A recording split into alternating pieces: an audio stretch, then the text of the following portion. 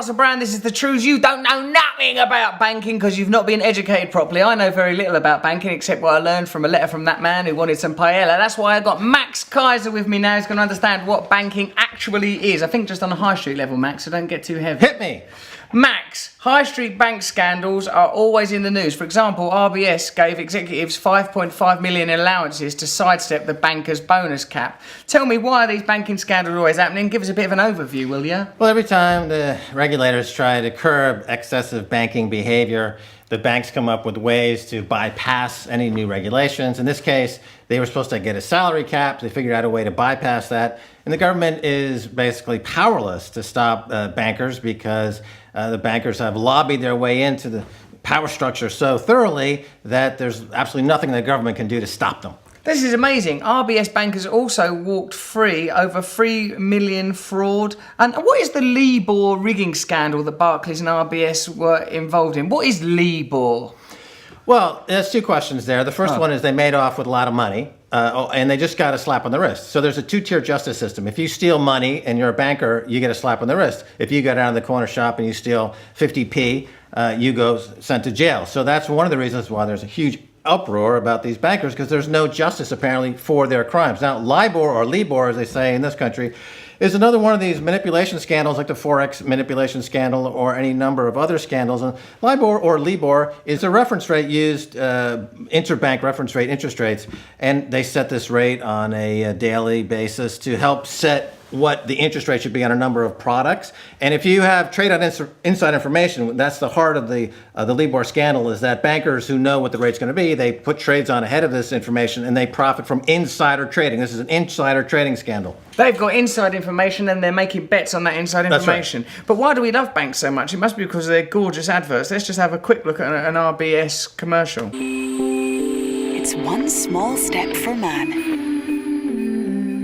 Into a bank that welcomes Captain Starlight and his savings. Look at that, they're acting like they've got a good sense of humour. They're using a Scottish voiceover. They're embracing children dressed as an astronaut. It's a slubbish sort of a Seth Rogen style dad has been brought in to personalise them. They're using an Asian bank teller. There's no trick they won't pull to make them seem nice and likeable. Why do they have to work so hard to seem nice and likeable and normal?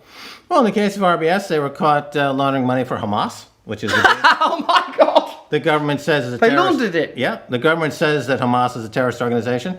Our HSBC was caught laundering money for Hezbollah, aside from also Mexican drug cartels. So they have to work extra hard to try to overcome the terrorism that they are financing with this propaganda piece and these advertisements. A bank that's never far from your mitten tips.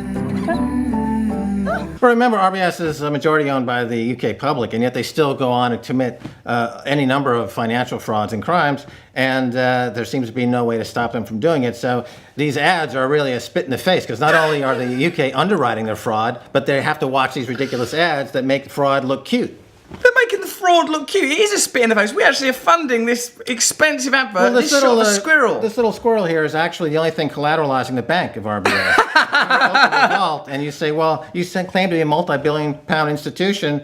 Prove it, and they'll open the vault, and there's a little squirrel. A bank you can speak to live on web chat 24 hours a day. A bank that has an emergency cash service. Do you see it's sort of like, as well, it's trying to embrace that in life there's little foibles that happen, little slip-ups. Oh, your dog might yank you while you're walking in the park. You might leave your bag on top of a cab. We can all make mistakes. We might inadvertently steal trillions of dollars of public money. Right. You have to keep in mind that when RBS and these other banks are involved in LIBOR manipulation or Forex manipulation, it's a concerted collusion amongst other banks. They're involved in a syndicate or a cartel behavior to rig markets. So they're acting in ways that are completely undermining the general good and ripping people off blind, including the government. This is unbelievable, Max, that we're using this. When you've got money in a bank like me, say I've got, I don't know, 10 grand in a bank, what happens to that 10 grand? Well, first of all, you don't own that money. Once you put the money in the bank, it's owned by the bank. They've took it. They have legal possession of the bank. And they've changed laws now so that if the bank goes bankrupt, your deposit is now at the end of the list in terms of creditors. This is something that Jamie Dimon just passed in America, to make deposits now that you put in the bank behind his derivatives trading. So they'll give you that back when they give everyone else stuff back? Well, they use your money to bet on the world derivatives market and make incredibly speculative bets. And when those bets go bad, they just simply take your deposits. It's a brilliant system. And then the government bails them out. And then the government bails them out. It's brilliant. They've got it all sewn up. For those OMG moments. A bank that really doesn't mind if you come as you are.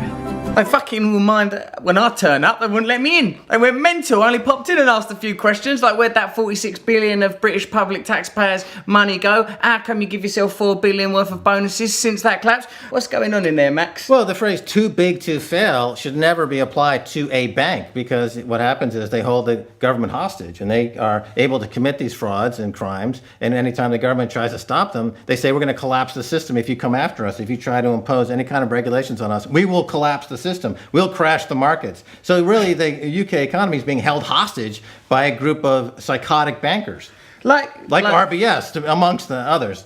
So is it like a child at a party saying, if you don't give me more cake, I'll shit myself and ruin the party? They're like that. That's why they dress up in these party outfits, to kind of communicate this, outlandish child at the party who will threaten to shit themselves if you don't give them more cake. And they always want more cake. They're insatiable. They'll never have enough cake. They always want more cake. When I was in that bank, RBS, in there, I felt this feeling that like their security was an overreaction, and it made me feel that something really sneaky and sly and dodgy was going on in there, Max. Like I seriously thought, like, oh, it's a bit of an overreaction. I'm only old Russ. I'm clearly not a terrorist. If I was, they'd let me use their banking system. Like, why did I feel that feeling? Well, clearly they're quite nervous. Why though? They're looking over Is their there shoulder. stuff going on in there? Because people are understanding what the role the bankers are playing in all this mess. You know, they assume that they had a benign interest in all that, but no, they're really involved in creating the problems, and so naturally they're getting nervous. The Royal Bank of Scotland. Whenever you need us, we're here for you. Oh, thanks, guys. Seeing as how we own you, so you should be. We pay for you. Without us, there is no you. So what should we do to avoid being involved in the skullduggery of organisations like RBS, Max?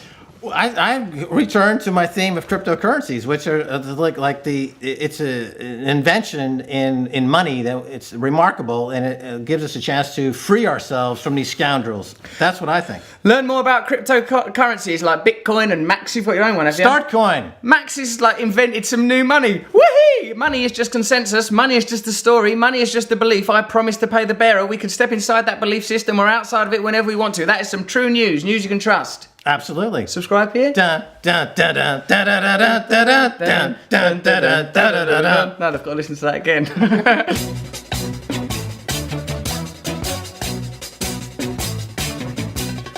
Nose is a tool that is abused to fool you and to leave you scared and confused. Trews is like the nose. If the nose was true, I want some Trews. Let's have some Trews.